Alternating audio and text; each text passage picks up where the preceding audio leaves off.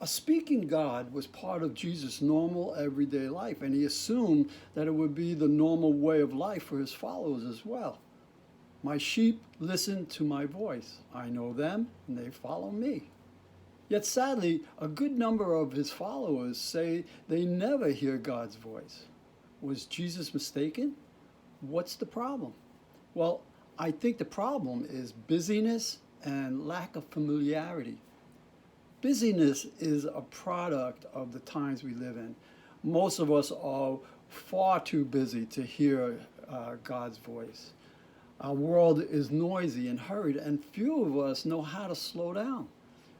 You see, God can only reach us when we're quiet. Be still and know I'm God. Most of us are in too much of a hurry and not used to listening. We're trained to use our minds to get information and complete assignments. We haven't been trained to rest and be quiet in God's presence and use our minds in a listening way. Most of us need to be retrained. We have to learn how to listen for and pay attention to things that we don't normally hear in the streets or in the media or in the workplace. Things from the Spirit. Now, how can you get started?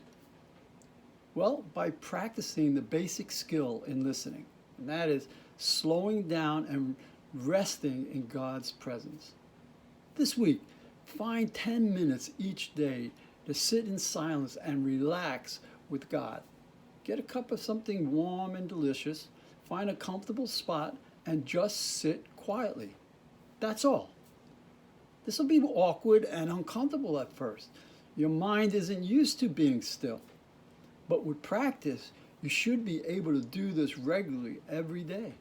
And in so doing, gradually, you will be creating space for the Holy Spirit to speak, as well as developing the necessary skills for listening.